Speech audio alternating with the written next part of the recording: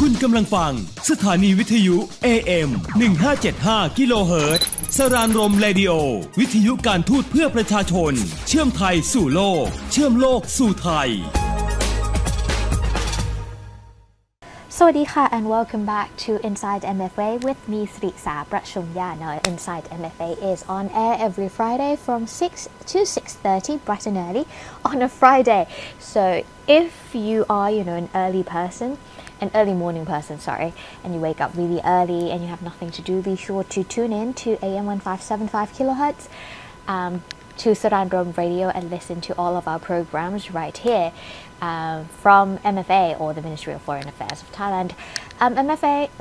Sarandrom Radio is actually on air every weekdays from Monday through to Friday from 6 in the morning until 10 p.m. at night. So if you're interested in finding out what we diplomats do on a daily basis, be sure to tune in and check out all of our programs right here. We have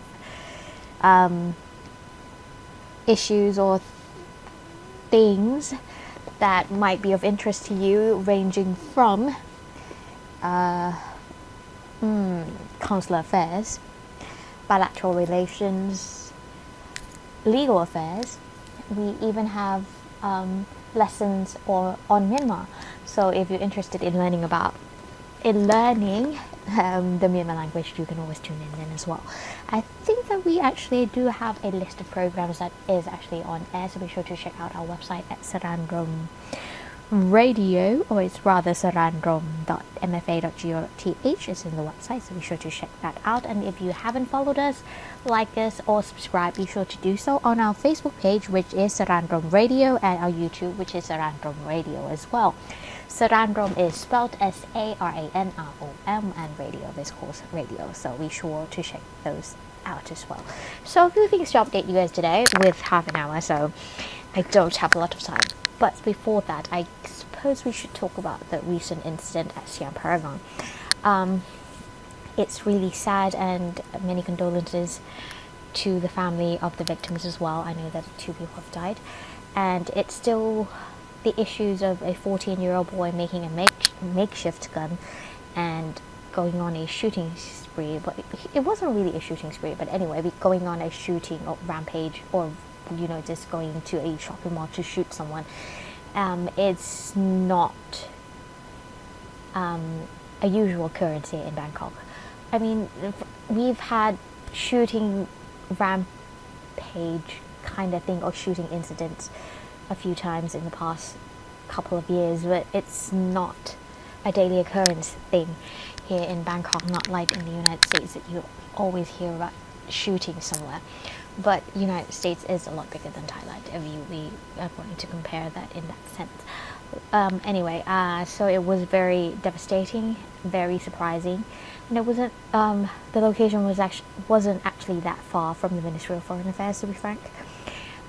It's just 2 stops away by BTS, or the SkyTrain basically, so it's pretty close. The news came in pretty quickly, and I don't really want to talk about it much. I just want to express my condolences to the victims' families, and also to talk about how the ministry, or how MFA has handled the situation. Of course, we held an immediate press conference just to give out information to the press, especially foreign press, of what's going on, what has been done so far, the progress of the situation,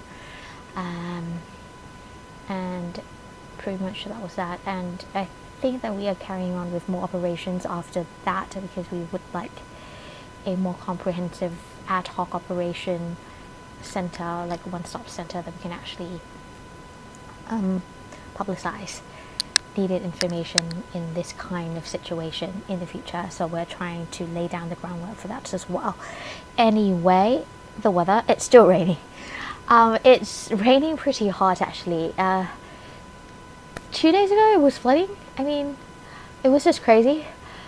The Ministry of Foreign Affairs, the main headquarters, not the consular affairs in Jangwatana, is actually located quite in the heart of the city, right next to Rama Thibodi Hospital, and it was flooded the day before because of the heavy rainfall. It wasn't flooded, but the sewage wasn't able to,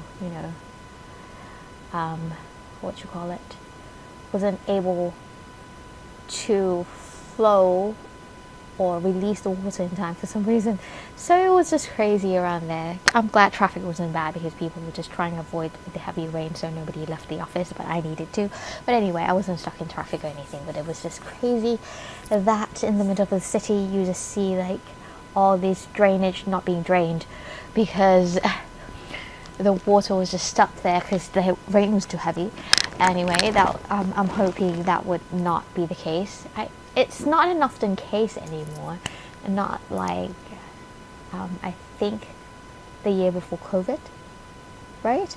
That was a flooding in the middle of Sukhumvit, that the water was just pumping up through 7-Eleven and people was just running. It was just crazy, movie-like. Anyway, on to the updates from the Ministry of Foreign Affairs and what we've done or what our executives have been doing. All the Deputy Prime Minister and Foreign Minister, the Deputy Foreign Minister, the Prime Minister, of course. So we have that on PR as well, just to showcase what Thailand is doing so far on the international stage. So it's one of the most important thing about MFA is publicizing or informing the public of what have been done to make Thailand become more well known in the international stage, just to put our stamp out there, just to reiterate our stances,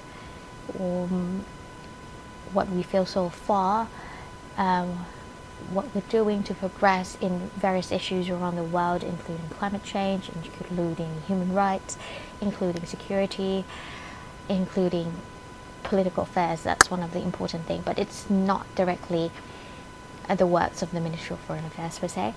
Those will, well, it is, but it isn't, if you know what I mean. So all the management, governmental management is actually up to the cabinet, but we are helping in a sense in the foreign policy area because we have foreign ministers, right?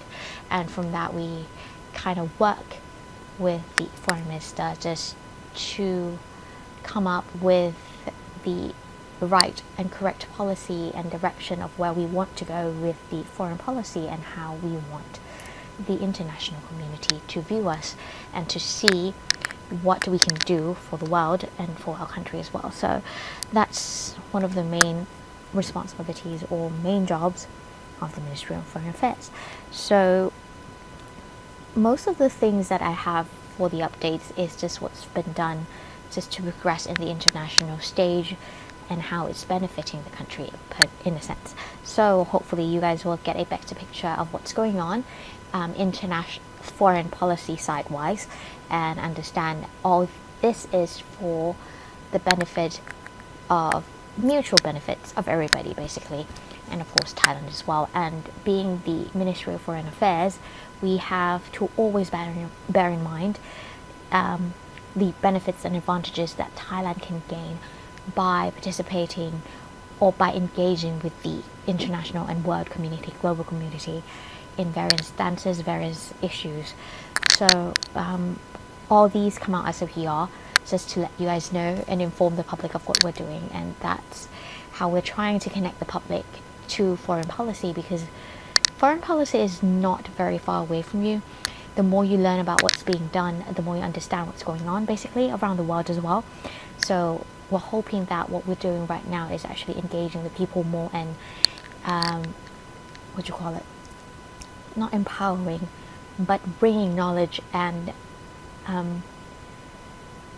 expanding the foreign policy knowledge within or among the public as well. Anyway, so His Excellency Mr. Pan Pri, Deputy Prime Minister and Minister of Foreign Affairs, visited Aranya Pratet district of Satkhel province to gain more insights on cross-border trade, investment and tourism, as well as infrastructures linking Thailand and Cambodia. He discussed with local government agencies and representatives of the private sector in Sakao province on ways to further promote economic growth and development along the Thailand-Cambodia border.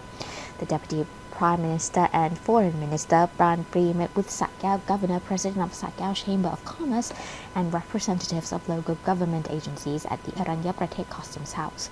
They exchanged views on matters related to the promotion of cross-border trade and tourism, the preparation for the official opening of Thailand-Cambodia Friendship Bridge, the development of cross-border freight rail link, and ways to stimulate growth of local economy. Following the discussion, Deputy Prime Minister and Foreign Minister Ban Pri inspected facilities at the Ban Klong Luk Boi Pet International Point of Entry, where the Boi Pet City Deputy Governor welcomed the delegation, and the Ban Klong Luk Border Railway Station. He met with small business owners in Rong Bleu Market to listen to their suggestions on ways to promote cross-border trade and tourism between Thailand and Cambodia. Afterwards, the Deputy Prime Minister and Foreign Minister had a site visit to follow up on the progress of the construction of the CIQ, which is Customs, Immigration and Quarantine Facilities, and ongoing works towards the full opening of the Thailand-Cambodia Friendship Bridge, Ban Non Ien Stangpot, where the Ban Toi Mien Chai Governor greeted him to welcome the delegation as well, which will help ease congestion at the Ban Klong Luk Boi Pet International Point of Entry. It is currently the largest channel for cross-border trade between Thailand and Cambodia.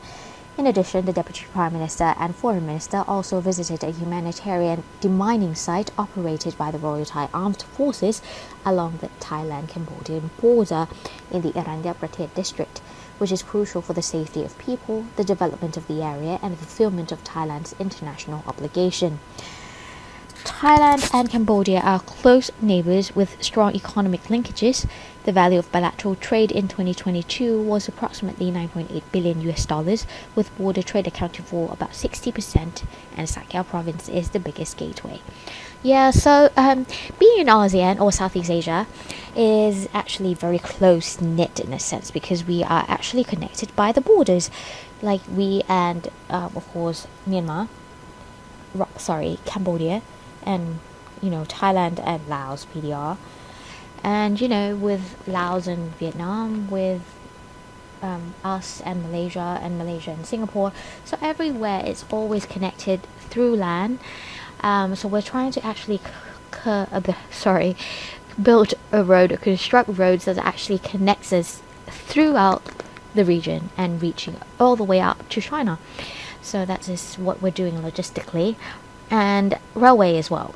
So that's in the pipeline and, progressing along gradually. And I suppose that it will make it easier for you to travel throughout Southeast Asian region, just, driving across country. Not across country like the United States. It's cross countries throughout so many, all the way up to China. So imagine that. So it's a very, very, very close-knit region, I think, and we're all interconnected. And we share cultures, we share languages. If you go down south, of course, it's very close to the Malaysian border, so a lot of the people there are actually half Malaysian, half Thai, or they can speak Malayu, they can speak other Malaysian language as well.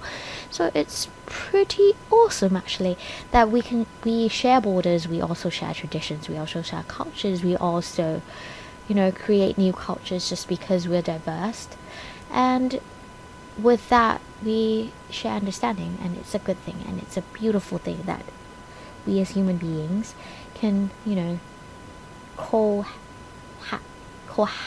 coexist, cohabitate peacefully and happily. So I think that's one of the good things of being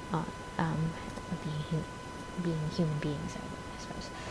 I'm going off topic again, but anyway, I'm just saying that, before we were actually divided into continents, we were just fighting for lands, right? Everywhere, everybody just wanted more land, everybody just wanted more resources.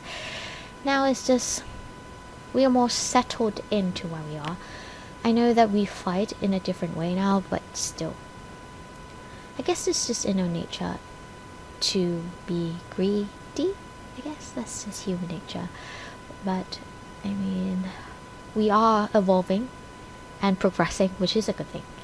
And I hope that we'll just keep progressing for the betterment of the world and the next generation. Anyway, on to more updates. Now, so just to talk before I actually inform you of what has been done, let's kind of roll the clock back, or turn the clock back a bit, back to UNGA 78 of the high level week, which was around this week of the 17th. So that whole week was for the high levels, ministerial level leaders, governmental leaders, HOG, head of government. So they were there to express their stances, especially for the United Nations on various issues like human rights, climate change. So this is one of those updates that include those kind of things, and what the Deputy Prime Minister and Foreign Minister did, what the Prime Minister did, what some other ministerial level or the Permanent Secretary did at the UNGA. It's the United Nations General Assembly. It's the biggest United Nations meeting in the year. So many head of states were there, rather head of governments were there, just to, make themselves known, make their stances known, putting their name out there, not their name, but the country's name out there into the world, just to see how we as a world can work together to improve the livelihoods of everyone, not just one country, but everyone on the earth, and for the future generations as well. So a few topics we discussed, were put on the table. We discussed a lot of things that affect everyone equally. Of course, there are some people that are, marginalized, or maybe become those among the vulnerable groups, and we have to address those as well. So we're there to address all these issues that we can actually work together to improve. Anyway, so His Excellency Mr.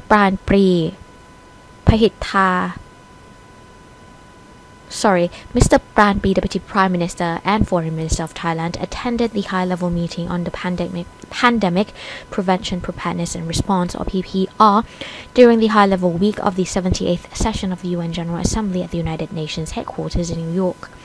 Deputy Prime Minister and Minister of Foreign Affairs underscored COVID-19 as one of the most serious multidimensional crises of our time, and outlined 3 key priorities for the world to implement for bettering PPR as follows.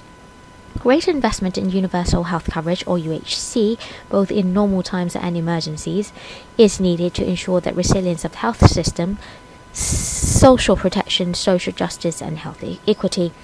The international community should expedite the reform of the global health architecture for better equity, inclusivity and coherence through capacity building, the enhancement of public-private partnership for a digital transformation of health system, and ensuring successful conclusion of the Pandemic Treaty and the amendments of the International Health Regulations 2005 under the World Health Organization, or WHO. It is vital to intensify development cooperation for PPPR, which is essential to global health security, through innovative means, including through sharing of health-related intellectual property rights through the COVID-19 Technology Access Pool, or CTAP. The event brought together leaders and high-level representatives of member states, observers of the General Assembly and the United Nations system, non-governmental organizations and health organizations to further mobilize political momentum for the work on strengthening the world's capacity on PPPR, including through the negotiations of the Pandemic Treaty under the under the WHO. The meeting was a platform for Thailand to reaffirm her commitment to work with the international community to improve the world's PPPR. It also approved a political declaration on PPR, showing that the international community is united and ready to work as one with a spirit of partnership and cooperation toward the common good.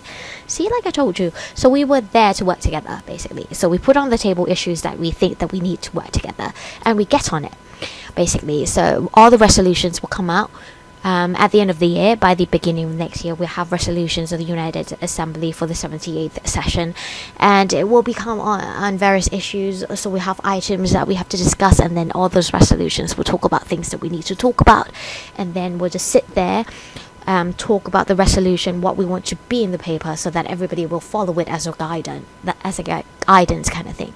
So yeah, we just attend the General Assembly just to discuss issues that we can work together, and we should work together. Pressing issues, important issues, who are the vulnerable groups now, and what we need to address, who we need to help first, what should we prioritize. We go to the United Nations to do that for the General Assembly, basically. Now, His Excellency Mr. Srettha Thavisin, Prime Minister, delivered a statement at the Climate Action Summit, Ambition Summit 2023 at the UN headquarters in New York, held during the 78th session of the United Nations General Assembly, or the UNGA 78. The Prime Minister announced Thailand's aspirations to carry out the UN Secretary General's agenda forward by working in partnership with stakeholders and the international community, noting that Thailand's pledge at the UNFCCC COP26 has transformed into concrete action through the National Energy Plan, which focuses on energy efficiency, making a shift in the transport sector and increasing domestic electric vehicles production. The Prime Minister also pledged to take further action through plans to increase the share of renewable energy, support the usage of solar rooftop and net metering, to adapt to sustainable agronomy, to promote green finance mechanism through the issuance of sustainability bond, and pass the Climate Change Act to regulate mandatory greenhouse gas emissions. These will ensure that all entities are incentivized as Thailand achieves sustainability for the people. Now, the Climate Action Summit was organized by the UN Secretary General to encourage government leaders, the private and financial sectors, as well as civil society, to present ambitious and concrete actions to achieve the 1.5 degrees Celsius goal under the Paris Agreement and bring about climate justice. This reflects Thailand's continued commitment to international cooperation to tackle climate change. Right, so you see, climate change is one of the biggest issues of the era. So people are actually just going there to make commitments, or rather ambitious, not make commitments, or some did, and some expressed their aspirations to do better on climate. And that's one of those things that Thailand wanted to put a stamp on as well, that we are doing what we can at the best of our abilities, and we want the whole world to know that we are joining the world community to work on climate change. Right, that's all I have time for you guys on updates this week. So there are a few meetings, or high-level ones, that the Deputy Prime Minister and Foreign Minister attended and gave speeches, and the Prime Minister attended then also expressed Thailand's stances and intentions for the world community to understand and to be informed as well. So right before I go, my ritual of ending it with fun facts. A shark is the only known fish that can blink with both eyes. Just like humans. If you watch a documentary about sharks, you can see that they blink. So go check it out. It's pretty cool. And other fishes don't have eyelids though. Fish don't have eyelids, I swear. Sharks are the only thing, or the only species that does. Anyway, ending quotes. As we express our gratitude, we must never forget that the highest appreciation is not to utter words, but to live by them. This is from John F. Kennedy. So he's saying words are actually meaningless without actions. Actions speak louder than words. So whatever you do, don't do just talk, but you have to do with actions as well. Alright, that's all I have time for this week. I'll see you again next week with more updates, so be sure to tune in then.